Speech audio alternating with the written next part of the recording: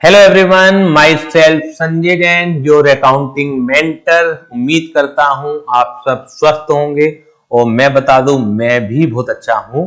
तो from today we are starting a new chapter for class 11th। The name of this chapter is depreciation. और शुरुआत करने से पहले मैं आपको विश्वास दिला देता हूं कि ये चैप्टर इंटरेस्टिंग होने के साथ साथ बेहद आसान है। सिर्फ मुझे आपसे हर लेक्चर के दौरान 30 to 35 मिनट का फोकस चाहिए। जिस समय आप इस लेक्चर को देख रहे हैं, जिस समय आप पढ़ रहे हैं, उस समय आपको बाकी सारी एक्टिविटी से दूर रहना पड़ेगा। और मैं आपको विश्वास दिला देता हूं कि आप इस चैप्टर के अंदर मास्टरी हासिल कर लेंगे।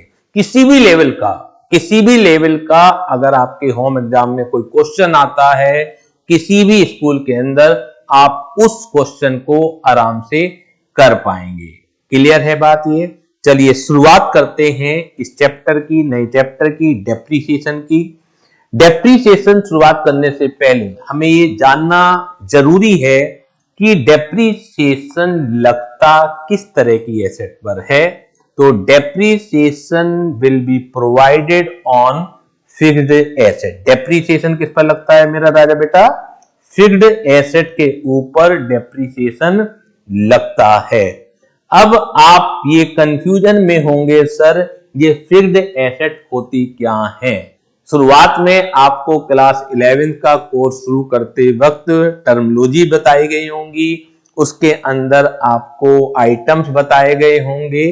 फिर भी चलिए मैं दोबारा से बता देता हूं कि fixed asset are those tangible asset. ध्यान से समझिएगा, रजिस्टर और पेन लेके बैठिएगा, साथ के साथ कॉपी करते चले जाइएगा। बाकी आपके पास नोट्स हैं, लेकिन आप नोट्स में तो जो लिखा हुआ है वो ठीक है, लेकिन आपको अपनी हैंडराइटिंग में रजिस्टर में भी नोट करना है। लिखते लिखते बहुत सारी चीजें याद हो जाती हैं।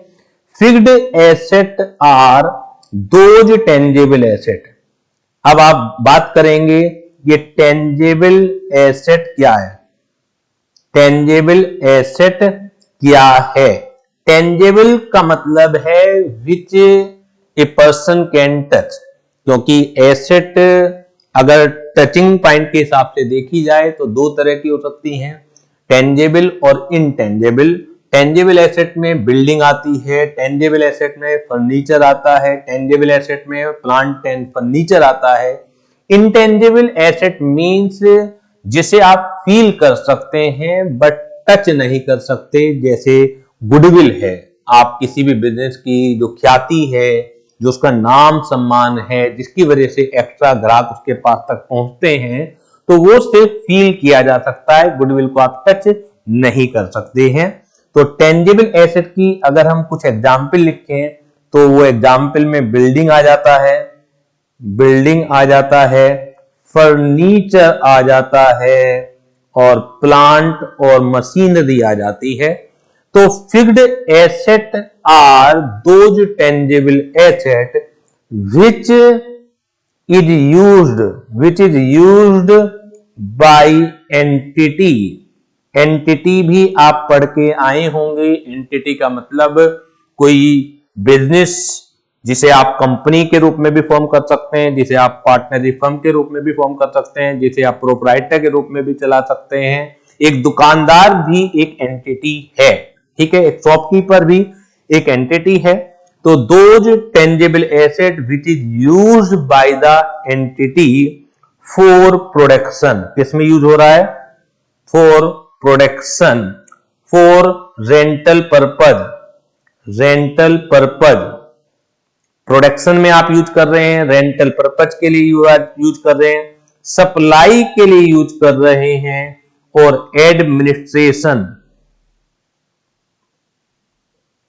एडमिनिस्ट्रेशन के लिए आप यूज कर रहे हैं। यानी कि एसेट, फिक्स्ड एसेट वो टेंजिबल एसेट होती हैं विच is used by the entity in supply chain. Suppose कीजिए आप एक मैन्युफैक्चरिंग एंटिटी है या ट्रेडर एंटिटी भी है, ट्रेडिंग एंटिटी भी है। मैन्युफैक्चरिंग का मतलब क्या होता है कि जो लोग बना के बेचते हैं, ट्रेडिंग का मतलब है जो खरीद के बेचते हैं।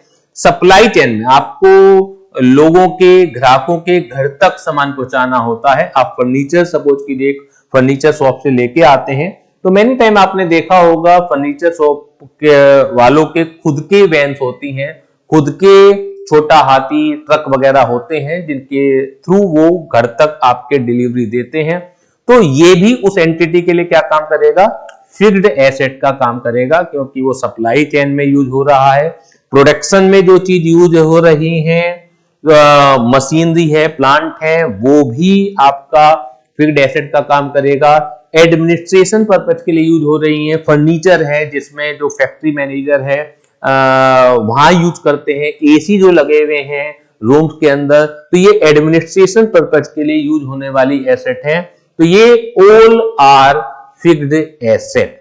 लेकिन अगर कोई एसेट आप ट्रेडिंग पर्पज के लिए यूज करते हैं, फॉर सेलिंग पर्पज के लिए यूज करते हैं, वो फिक्स्ड एसेट का काम नहीं करेंगी। ये एंटिटी टू एंटिटी पर डिपेंड करता है कि what is your purpose. Suppose कीजिए मेरा काम पढ़ाने का है, तो जो कैमरा जिससे मैं रिकॉर्डिंग कर रहा हूं, जो लाइटें जो कि रिकॉर्डिंग में यूज होती हैं, जो लैपटॉप है, जो टच पैनल है, ये सब मेरी फिक्स्ड एसेट है। लेकिन कैमरा मैंने किसी से परचेज भी किया होगा, तो उस व्यक्ति के लिए, उस एंटिटी के लिए कैमरा फिक्स्ड एसेट नहीं है, क्योंकि उसने उस कैमरे को रखा हुआ था फॉर ट्रेडिंग पर्पज। मैंने जिस एंटिटी से लैपटॉप खरीदा है, उसके लिए वो लैपटॉप जो उसने मुझे दिया है वो फिक्स्ड एसेट नहीं है, वो उसके स्टॉक इन ट्रेड का पार्ट बनता है, क्योंकि that is not used in production, that is not used by that entity for supply, that is not used in administrative purpose but for trading purpose.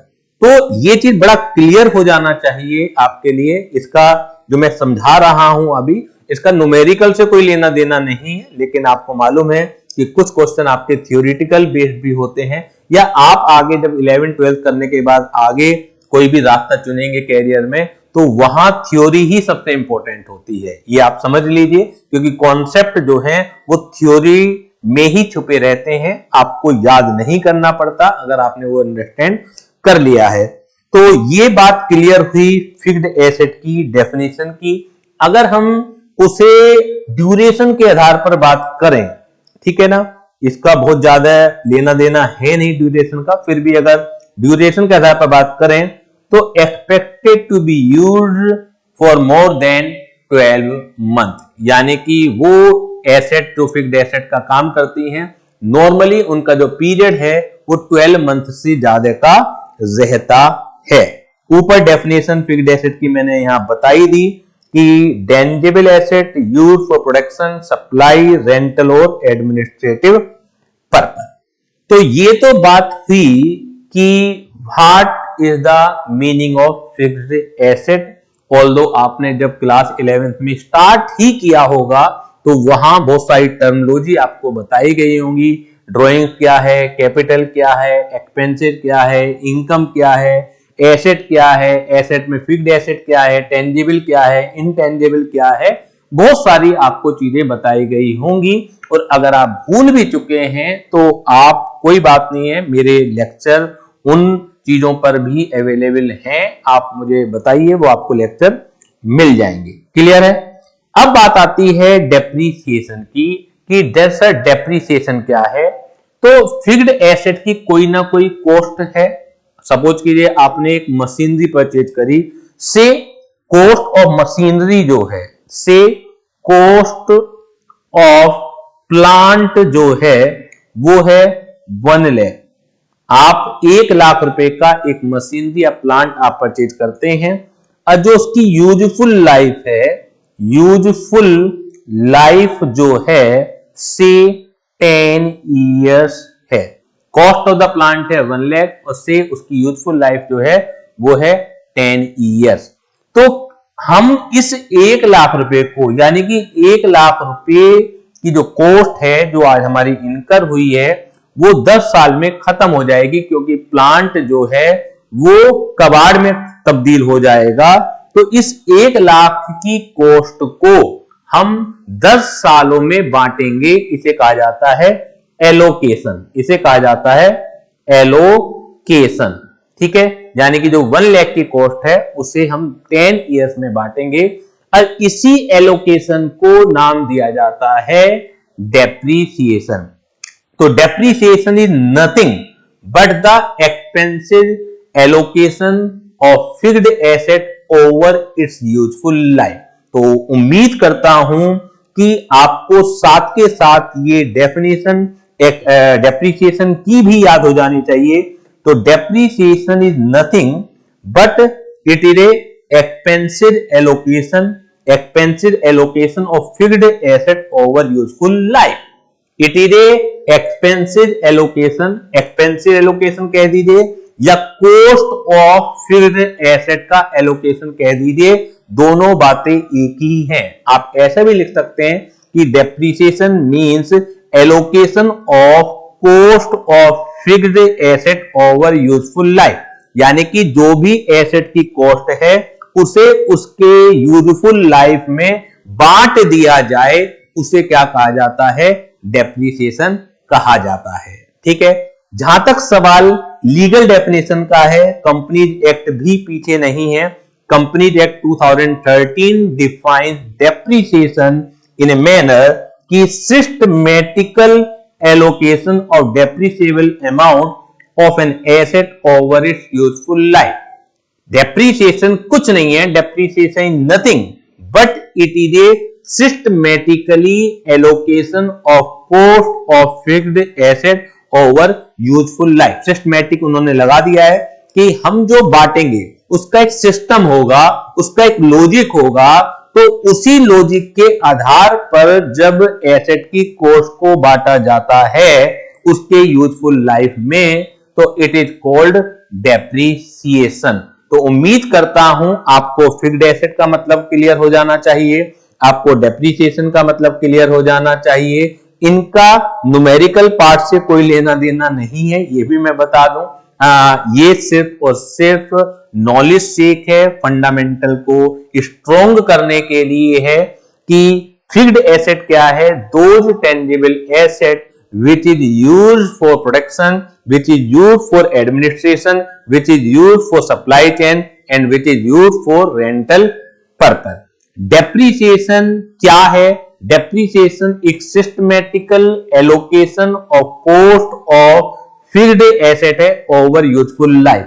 साथ के साथ आपको याद हो जाना चाहिए और जरूर आपके पेपर के अंदर इसके थ्योरी भी आएगी। इतना इंपॉर्टेंट चैप्टर है कि हमेशा थ्योरी कुछ ना कुछ आपसे यहां पूछी जाती है और मेरा अपना एक्सपीरियंस है, student feel very difficult in learning the theory, जबकि बहुत इंपॉर्टेंट है और आप उस पर ध्यान नहीं देते हैं और नंबर आपके डिडक्ट होते चले जाते हैं।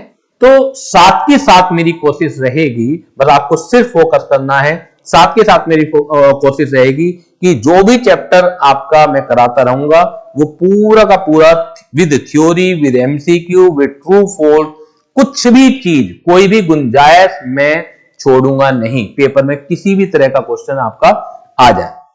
अब बात आती है sir reason for depreciation, reason for decrease in value क्या है, रीजन क्या है? जनरल से रीजन है, आप भी फोकस कर सकते हैं, आप भी कंसंट्रेट कर सकते हैं, रटना नहीं है, आपको क्रैमिंग नहीं करनी है, हल्का सा आप लॉजिक फोकस इस्तेमाल करें, आपको पढ़ाई बेहद ही इंटरेस्टिंग और बेहद ही आसान लगने वाली है। ठीक है, रीजन क्या हो सकते हैं? वियर एंड टीयर, यानी कि जब भी आप कोई एसेट इस्तेमाल करते हैं, कोई भी एसेट हो, तो इस्तेमाल करने की वजह से उसमें वियर एंड टीयर आएगा, उसकी वैल्यू वो नहीं रह सकती है जो नई की वैल्यू रही होगी। वियर एंड टीयर के कारण बहुत सारे होते हैं, पैसेज ऑफ टाइम, समय के साथ साथ जैसे चीजें पुरानी पड़ती चली जाती हैं, वियर एंड टीयर होता है। इसके अलावा टेक्नोलॉजिकल चेंजेस हैं, ऑब्सोलिसेंस है, मार्केट फॉल है, बहुत सारे कारण होते हैं एसेट की वैल्यू के घटने के, और अलग अलग एसेट में अलग अलग कारण इस्तेमाल किया जाता है।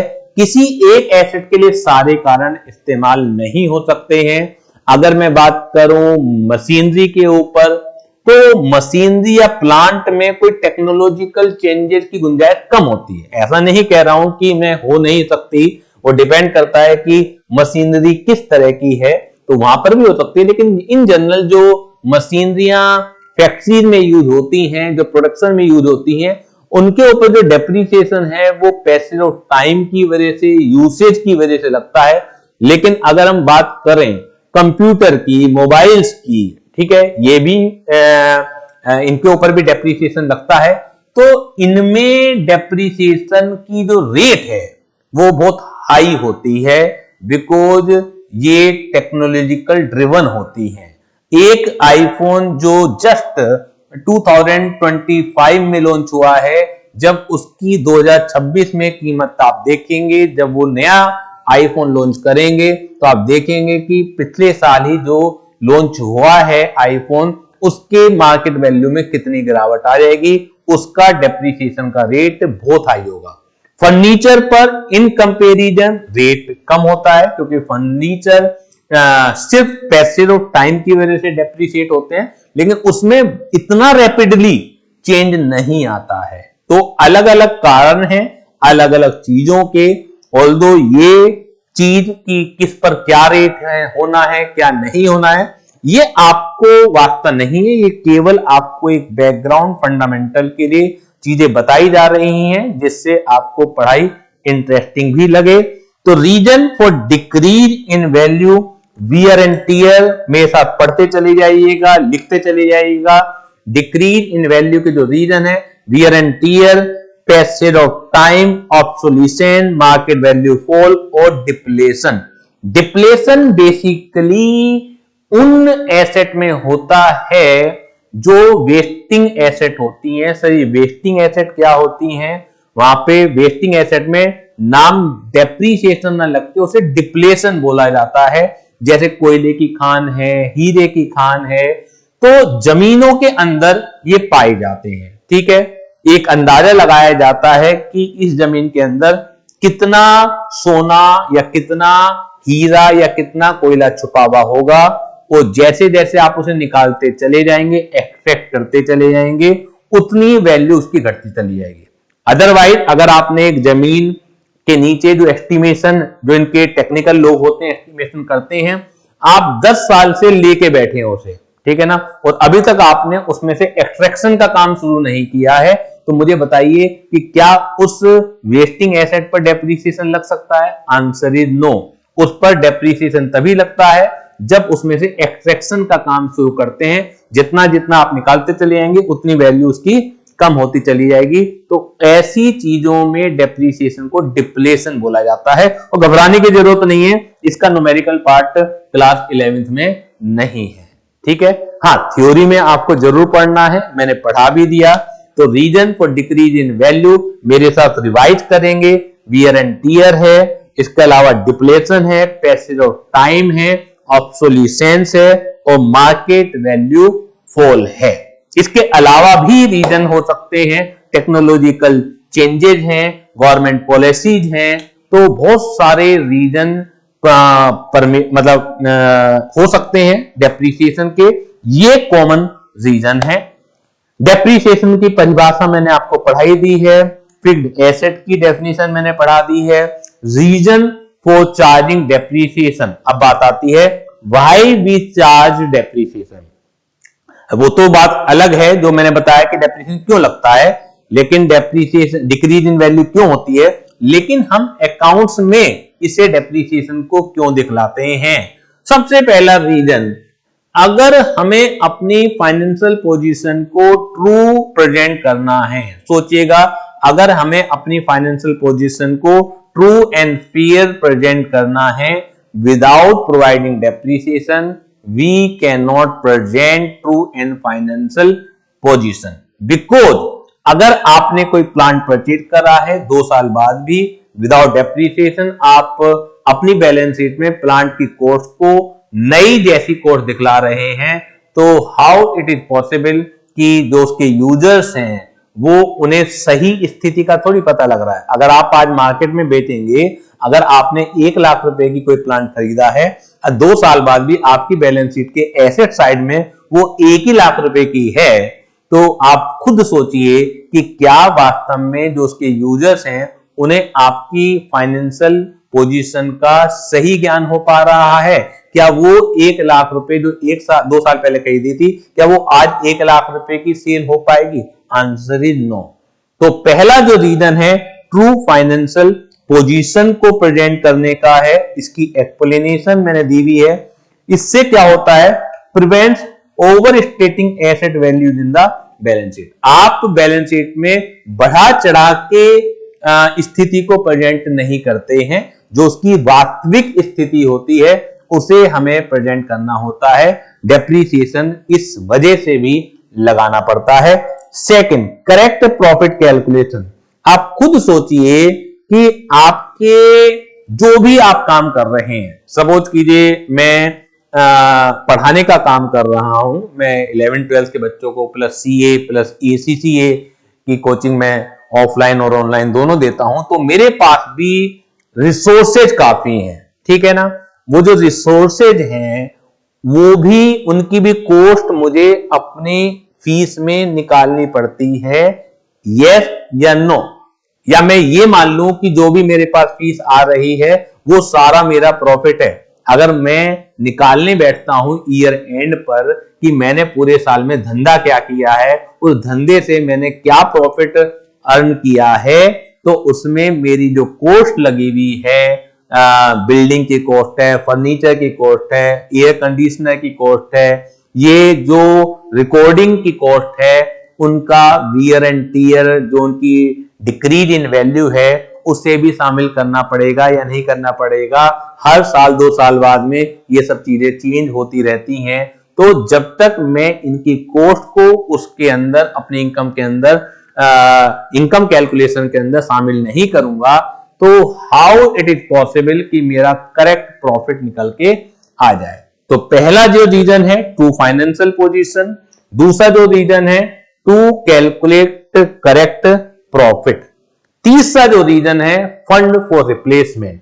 देखिए डेप्रीसिएशन जो लगाया जाता है, आज जो भी मैंने रीजन बताया आपको कि 1 लाख की कॉस्ट है, यूजफुल लाइफ 10 साल है, तो आपको पता है 10 साल बाद फिर 1 लाख रुपए आपको चाहिए, तो उन 1 लाख रुपए की व्यवस्था 9 साल में तो आप करें ना, 10वें साल सीधे 1 लाख रुपए का इंतजाम आपको करना पड़े, तो ये थोड़ा सा मुश्किल भरी बात होती है। अच्छा बिजनेसमैन अपने बिजनेस को इस तरीके से मेंटेन करता है कि उसे मालूम है कि 2 साल बाद या 5 साल बाद या 10 साल बाद मेरे ऊपर क्या खर्चा आने वाला है, तो उसका इंतजाम वो धीरे धीरे करके चले। आप खुद सोचिए, आप एक फैमिली भी चलाते हैं, तो आपके जो पेरेंट्स हैं उन्हें मालूम है कि मेरा बच्चा भी छोटा है, लेकिन 10 साल बाद जो 12th करने के बाद उसका कहीं एडमिशन कराना पड़ेगा, चाहे वो मेडिकल में एडमिशन कराना पड़े, चाहे वो सी में एडमिशन कराना पड़े, चाहे वो IIT में एडमिशन कराना पड़े, कहीं पर भी कराना पड़े, 12th तक के खर्चे इतने नहीं होते हैं। असली खर्चे जो पढ़ाई के हैं या कैरियर के हैं वो आफ्टर 12th ही आने हैं। तो अगर पेरेंट भी इसका अरेंजमेंट करके ना चलें तो ये थोड़ा सा मुश्किल हो जाएगा कि एकदम उन्हें निकालना पड़े, ठीक है ना। इसके अलावा उन्हें यह भी पता है जब वो 50, 55, 60 साल के हो जाएंगे तो बीमारियों के भी खर्चे हैं, तो आपको एक्सपेक्टेड चीजें पता होती हैं कि 2 साल बाद क्या खर्चा आने वाला है, 4 साल बाद क्या खर्चा आने वाला है, तो उसके लिए रिप्लेसमेंट की व्यवस्था तो आज ही करनी पड़ेगी। तो डेप्रीसिएशन लगाने की वजह से फंड भी जुड़ता चला जाता है, क्योंकि आपके प्रॉफिट कम हो जाएंगे। सोच के देखिएगा कि अगर आप डेप्रीसिएशन नहीं लगाते हैं तो प्रॉफिट इन्फ्लेट हुए होंगे, डेप्रीसिएशन लगाते हैं तो प्रॉफिट कम हो जाएंगे, प्रॉफिट कम हो जाएंगे तो आप साइकोलॉजिकली पैसे को कम खर्च करेंगे। अगर प्रॉफिट ज्यादा दिखता है तो आप इधर खर्च कर लो, उधर खर्च कर लो, लेकिन प्रॉफिट कम दिखेगा तो कहीं ना कहीं वो व्यवस्था, वो रिप्लेसमेंट ऑफ फंड बिजनेस में कहीं इकट्ठा होता चला जाएगा। तो जब आपको 10 साल बाद जरूरत पड़ेगी तो बिजनेस में से वो फंड निकाल के आप उस एसेट को रिप्लेस कर सकते हैं। और लास्ट है करेक्ट कॉस्ट ऑफ प्रोडक्शन। बिना डेप्रीसिएशन लगाए हुए आप कॉस्ट भी प्रोडक्शन की सही कैलकुलेट नहीं कर सकते। ये कहीं ना कहीं सेकंड पॉइंट से मिलता जुलता है, क्योंकि सेकंड पॉइंट में लिखा हुआ था करेक्ट प्रॉफिट कैलकुलेशन। प्रॉफिट भी कब आता है कि इनकम में से, रेवेन्यू में से कॉस्ट घटा के। तो कॉस्ट अगर सही नहीं निकलेगी तो रेवेन्यू यानी कि इनकम भी सही नहीं निकलेगी, प्रॉफिट भी सही नहीं निकलेगा। तो जो फोर्थ पॉइंट है कहीं ना कहीं करेक्ट प्रॉफिट कैलकुलेशन की तरह का ही है, कि करेक्ट प्रॉफिट कैलकुलेशन तब तक पॉसिबल नहीं है जब तक कि आप सही डेप्रिसिएशन के अमाउंट चार्ज ना करें। और इसी को दूसरे तरीके से लिखा गया है कि cost of production correct calculate करने के लिए जरूरी है कि आप डेप्रिसिएशन को चार्ज करें। तो एक बार क्विक रिकैप हम लोग मारते हैं, अभी तक हम लोगों ने क्या क्या डिस्कस किया है इस चैप्टर के अंदर, डेप्रिसिएशन के अंदर। सबसे पहले हमने meaning of fixed asset discuss की है। Meaning of fixed asset means those tangible asset which is used in production, which is used in supply, which is used in rental and which is used in administrative purpose. Second thing हमने जो discuss की है कि what do you mean by depreciation, मैंने एक example बना के आपको बताया कि कोई प्लांट की कॉस्ट 1 लाख है और उसका यूजफुल लाइफ 10 ईयर्स है, तो उस 1 लाख को हमें 10 सालों में बांटना है। इसी से परिभाषा डेप्रिसिएशन की निकल के आती है कि depreciation is a systematical allocation of cost of fixed asset over its useful life, यानी कि जो भी फिक्स्ड एसेट की कॉस्ट है उसे उसकी यूजफुल लाइफ में सिस्टमैटिकली बांटने को ही क्या कहा जाता है, डेप्रिसिएशन कहा जाता है। क्यों वैल्यू गिरती है? वैल्यू गिरने के कारण ऑब्सोलिसेंस है, वैल्यू गिरने के कारण पैसेज ऑफ टाइम है, वैल्यू गिरने का कारण यूसेज है, वैल्यू गिरने का कारण मार्केट फॉल है और वैल्यू गिरने का कारण डिप्लेशन है। इसके अलावा भी बहुत सारे कारण होते हैं, लेकिन आपके लिए इतने भी सफिशिएंट हैं। टेक्नोलॉजिकल चेंजेस भी, जैसे मैंने बताया, मेनी टाइम गवर्नमेंट की पॉलिसीज भी किसी भी एसेट की वैल्यू को गिरने का कारण होती है। तो इसके बाद आते हैं ऑब्जेक्टिव ऑफ डेप्रिसिएशन। यहां से भी क्वेश्चन आ सकता है, to present true financial position, इसलिए डेप्रिसिएशन लगाना पड़ता है। टू कैलकुलेट ट्रू प्रॉफिट, इसलिए भी डेप्रिसिएशन लगाना पड़ता है। To compute true cost of production, इस वजह से भी डेप्रिसिएशन लगाना पड़ता है। और टू रिप्लेसमेंट ऑफ फंड, तो इस वजह से भी हमें डेप्रिसिएशन लगाना पड़ता है।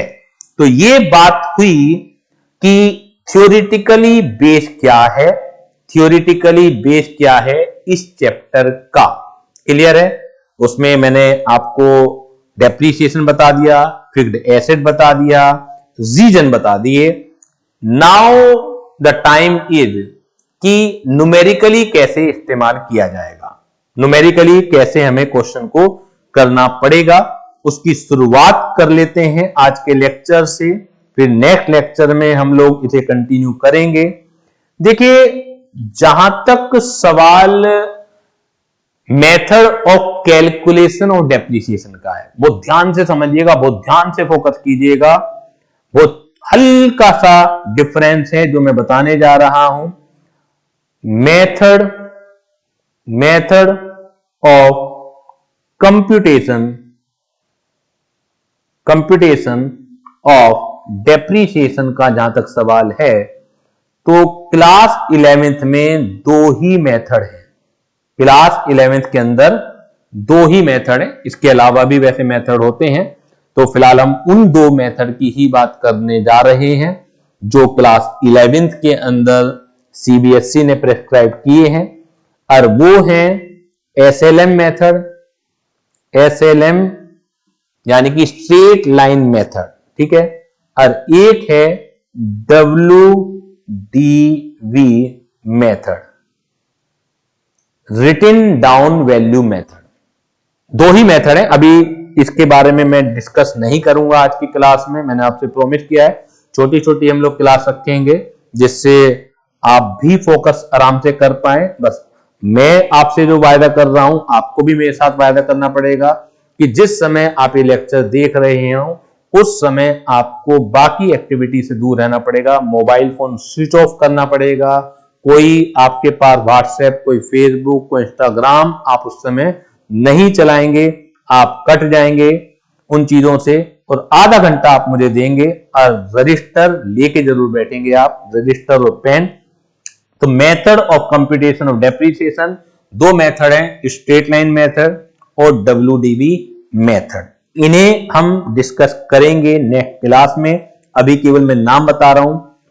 अब जो दूसरी चीज बताने वाला हूं वो इंपॉर्टेंट है, वो भी ध्यान रखिएगा। एक है ट्रीटमेंट ऑफ डेप्रिसिएशन। इसे भी कई बार मेथड के नाम से हम बोल देते हैं और बच्चे समझ ही नहीं पाते कि मेथड वो है या ये है। ट्रीटमेंट बोले तो रिकॉर्डिंग, अभी भी आप नहीं समझ पा रहे हैं। रिकॉर्डिंग बोले तो how to pass journal entry in the books of account, क्योंकि जर्नल एंट्री के अलग अलग नियम हैं। तो अगर हम मेथड कैलकुलेशन की बात करते हैं कि अमाउंट डेप्रिसिएशन की कैसे आएगी, तो वो हमारे यहां दो ही हैं। लेकिन अगर हम ट्रीटमेंट ऑफ रिकॉर्डिंग की बात करते हैं तो वो हमारे यहां तीन तरीके के हैं क्लास 11th के कोर्स में। लेकिन इसी के साथ मैं ये भी क्लियर कर देना चाहता हूं कि ये स्कूल वाइज भी है।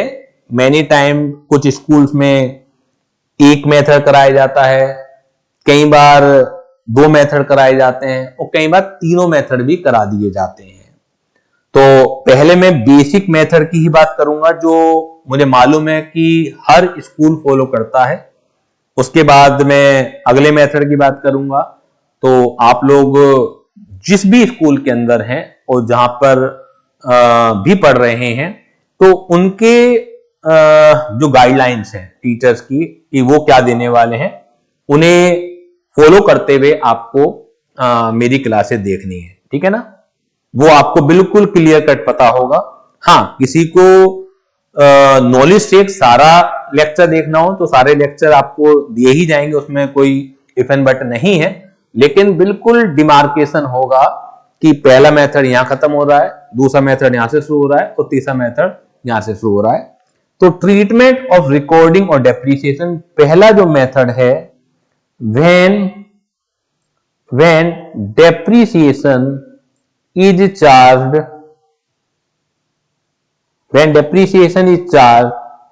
directly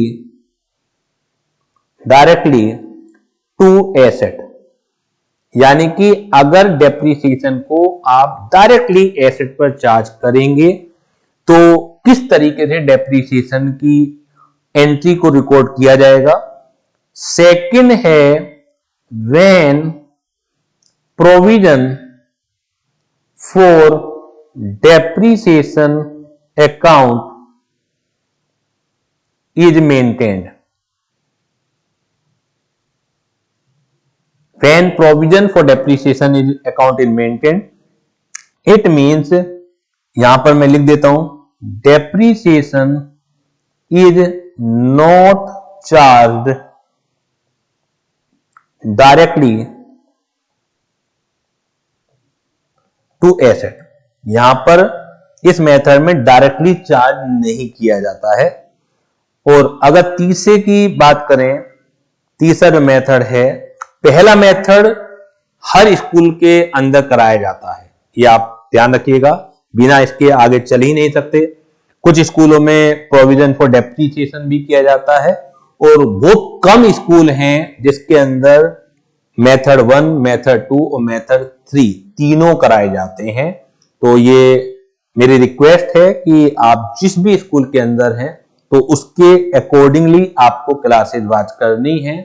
हाँ, अगर आपको नहीं भी कराया जा रहा, आप नॉलेज चेक करना चाहते हैं, आपको कैरियर अपना आगे बिल्कुल फोकस्ड हैं आप कि मुझे क्या करना है और किस स्तर की मुझे पढ़ाई करनी है, तो मैं छोड़ कुछ भी नहीं रहा हूं, ठीक है ना। जो भी कोर्स के अंदर है, जो भी CBSE का पैटर्न है, हर चीज में एक एक करा के आपको चलूंगा और किसी भी चैप्टर के अंदर कुछ भी छोड़ा नहीं जाएगा। क्लियरली डिमार्केशन मैं आपको जरूर बता दूंगा, ठीक है। कि मेरी क्लास 1 से लेकर 15 तक की जो क्लास हैं वो depreciation directly charge to the asset पर हैं, कुछ classes provision for depreciation account पर है, और सबसे लास्ट में बात करेंगे व्हेन, तीसरा है when asset disposal account is opened. तो 3 मेथड हैं रिकॉर्डिंग ऑफ डेप्रीसिएशन के, ध्यान से समझ लीजिएगा। 3 मेथड हैं ट्रीटमेंट ऑफ डेप्रीसिएशन के, 2 मेथड हैं आपके कैलकुलेशन ऑफ डेप्रीसिएशन के, एसएलएम और डब्ल्यूडीवी। अगर एसएलएम है तो एसएलएम के अंदर भी जब हम ट्रीटमेंट की बात करते हैं तो ये तीनों मेथड है। अगर हम डब्ल्यूडीवी से कैलकुलेट करके ला रहे हैं तो उसके अंदर भी ये तीनों ही मेथड काम करते हैं। तो जहां तक सवाल कैलकुलेशन का है, कंप्यूटेशन ऑफ डेप्रीसिएशन का है, वो मसला बिल्कुल अलग है। और जहां तक सवाल आपको रिकॉर्ड कैसे करनी है अपनी जर्नल एंट्री में, अपनी बुक्स ऑफ अकाउंट में, वो मसला बिल्कुल अलग है। तो आज हमने सीखा कि what do you mean by fixed asset, हमने सीखा डेप्रीसिएशन की परिभाषा क्या है, हमने सीखा कि वैल्यू में गिरावट के कारण क्या है, हमने सीखा डेप्रीसिएशन क्यों लगाया जाता है। ये सब थियोरिटिकली बैकग्राउंड था, फंडामेंटल था। इसके अलावा हमने अगली क्लास की नींव भी आज डाल दी है कि अगर आपसे कोई पूछे कि computation of depreciation, calculation of depreciation के कितने तरीके हैं, तो आप चिल्ला के बता सकते हैं कि सिर्फ 2 तरीके हैं। क्लास 11th की मैं बार बार बात कर रहा हूं, अदरवाइज तो 8-10 मेथड हैं कंप्यूटेशन ऑफ डेप्रीसिएशन के भी। तो आप यहां पर 2 मेथड आप बता सकते हैं, एक एसएलएम है और एक डब्ल्यूडीवी है। और अगर ट्रीटमेंट की बात करें कि how to record depreciation in your books of account, यानी कि डेप्रीसिएशन निकाल लिया आपने, 10,000 आया, 20,000 आया, 50,000 आया, वो मसला अलग है, लेकिन आप उसे अपनी बुक्स ऑफ अकाउंट में रिकॉर्ड कैसे करेंगे, तो ये मसला है 3 पार्ट में डिवाइडेड है। और ये 3 ही पार्ट हैं, किसी भी स्तर पर चले जाइए आप, चाहे क्लास 11th की बात कर लें, चाहे आपको बाद में एसीसीए करना है, सीए करना है, कुछ भी करना है, तो कंप्यूटेशन के मेथड वहां पर और भी पढ़ाए जाएंगे।